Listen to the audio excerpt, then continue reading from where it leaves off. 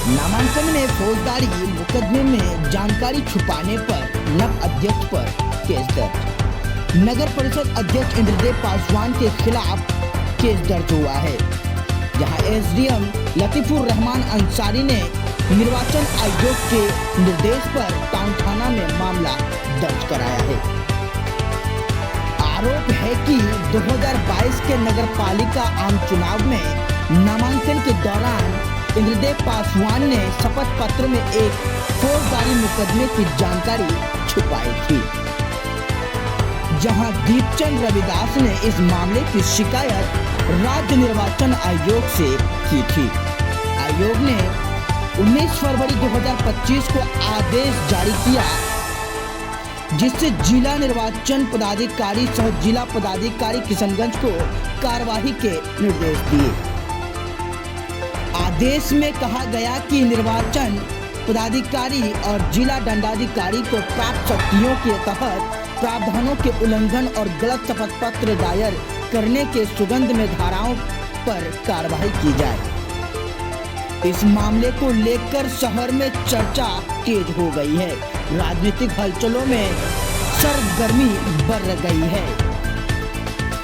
छात्र जिला अध्यक्ष इम्तियाज नसर ने पुलिस अधीक्षक और जिला पदाधिकारी को नप के विरोध में फौजदारी मुकदमे में कार्यवाही करने की मांग की है।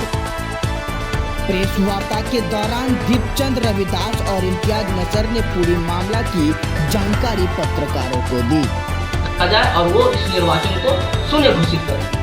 ये हम लोग का मामला था और ये स्पष्टीकरण मैंने आपको तथ्यों के साथ मैंने बता दिया। कोई तथ्यहीन मामला नहीं है।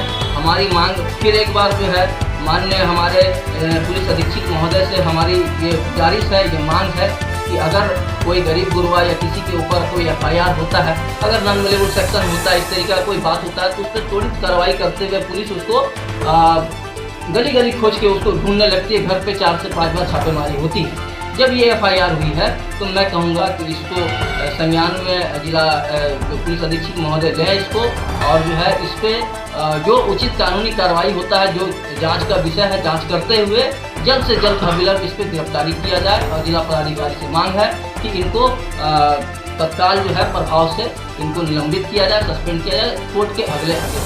क्या नाम है? मेरा नाम दीपचंद रविदास है और हम ही पेटिशनर थे जो हमारे निर्वाचन आयोग में जो केस चल रहा था। दीपचंद रविदास बना जो हम लीगल एडवाइस देने की बात कर रहे हैं, जो इसमें ज़्यादा 7 साल की सजा का प्रावधान है। और लीगल एडवाइस के साथ ही मैं बात कर रहा हूँ जो नॉन अवेलेबल 480 का केस है, नॉन अवेलेबल सेक्शन 3 साल की कम से कम 3 साल की सजा आदेश पड़े हैं जो उनके खिलाफ स्थानीय स्तर पर जो है निर्वाचन पदाधिकारी कार्रवाई 400 चुनाव आयोग को जो है उसका प्रावधान उसके अंदर कार्रवाई की नहीं है। 469 धारा समरूप धारा जो कहती है वो 469 ये कहती है। एक मिनट, या आदेश या क्या नहीं, जिस धारा के तहत उनको हटाया जा रहा है, जो इशारा आपको तो आदेश में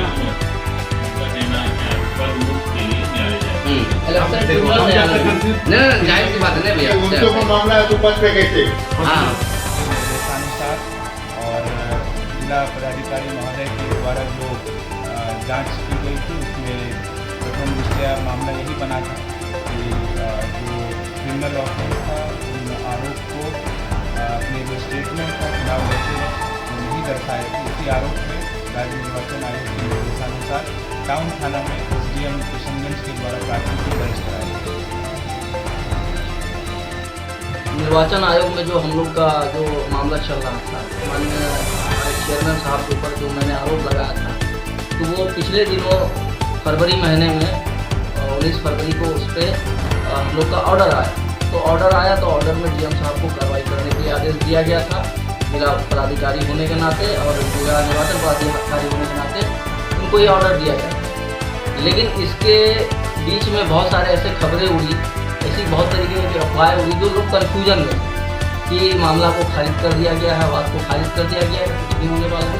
तो हम लोग जब तक हम लोग को इस बात का इंतजार कर रहे थे कि जो जिला पदाधिकारी साहब को जो ऑर्डर दिया गया है निर्वाचन आयोग द्वारा, अगर जब तक वो क्लियर नहीं हो जाता कि वो क्या कार्रवाई करते हैं, तब तक हम लोग बिना तथ्यहीन कोई बात नहीं करने वाले थे। हम लोग तथ्यों के साथ बात करने वाले थे और आज सारे तथ्य आपके सामने हैं।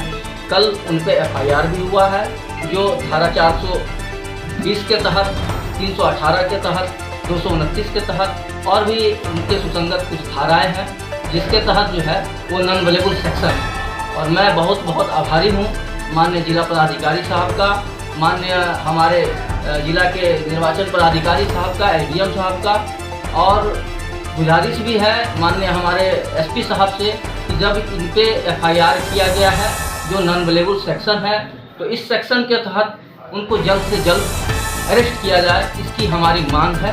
और जिला निर्वाचन पदाधिकारी साहब से ये मेरा अनुरोध है कि जब तक वो मामला कोर्ट नहीं जाता है, ये अपने कोर्ट में बेल लेके जब तक वो बाहर नहीं आते हैं और कोर्ट के अगले आदेश तक इनको निलंबित किया जाए, अपने पद से जो है इनको निलंबित सस्पेंड किया जाए।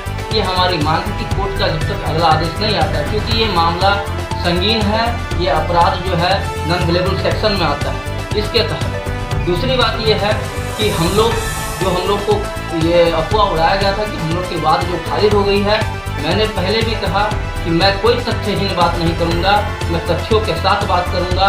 और तथ्य यह कहता है कि सुप्रीम कोर्ट का इस ऑर्डर में लिखा हुआ है, सुप्रीम कोर्ट का जजमेंट है कृष्ण मूर्ति बनाम सुनील कुमार के साथ में, तो स्पष्ट रूप से ऑर्डर में लिखा हुआ है कि इसके आधार पर निर्वाचन जो हुआ है इस पद मुक्त नहीं बल्कि इनको निर्वाचन को शून्य घोषित कर दिया जाए, यानी अमान्य घोषित कर दिया जाए। तो अमान्य घोषित करने मतलब कि ये हमारा तो जहाँ तक मानना है, बाकी हम लोग सरकार की अपना सहायता लेंगे जो भी जैसा है लीगल एडवाइजर की, तो उनके निर्वाचन को पूरा शून्य, उनके कार्यकाल को शून्य घोषित अमान्य घोषित करने की बात सुप्रीम कोर्ट का ये है ऑर्डर है।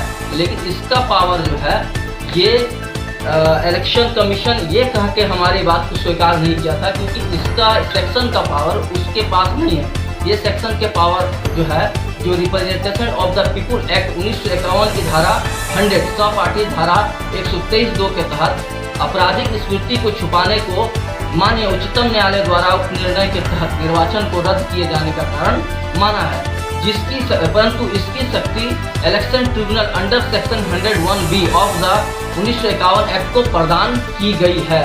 ये कहकर उन्होंने हमारी बात को स्वीकार नहीं किया था। तो आप समझ सकते हैं कि यह इलेक्शन ट्रिब्यूनल का अब ये मामला है जो हम इलेक्शन ट्रिब्यूनल जाने वाले हैं, इलेक्शन ट्रिब्यूनल में अपनी बात को रखेंगे। उसके साथ साथ राज्य निर्वाचन आयोग ये भी कहा है कि उससे मिलता जुलता धारा, क्योंकि आईपीसी की धारा जो भारतीय न्याय संहिता की धारा है वो अलग होती है और नगर पालिका एक्ट वो अलग होती है, लेकिन दोनों धारा को मिला जुला के काम किया जाता है।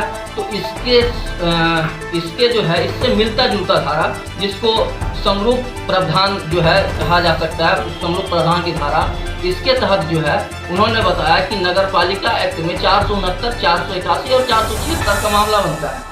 लेकिन 476 जो मामला है ये न्यायालय में निहित है, यानी न्यायालय में इसका विचार हो सकता है। और 476 धारा आप जानकारी निकाल के देखिए, 476 धारा ये कहता है कि ऐसे मामलों में जब इस तरीका का, तो उस जो नगर पालिका या नगर निगम जिस क्षेत्र के अंतर्गत आता है उस क्षेत्र के उप न्यायाधीश के यहाँ पे उसके निर्वाचन आयोग में जो हम लोग का जो मामला चल रहा था, माननीय हमारे चेयरमैन साहब के ऊपर जो मैंने आरोप लगाया तो वो पिछले दिनों फरवरी महीने में 19 फरवरी को उस पर हम लोग का ऑर्डर आया। तो ऑर्डर में डीएम साहब को कार्रवाई करने के लिए आदेश दिया गया था जिला पदाधिकारी होने के नाते। और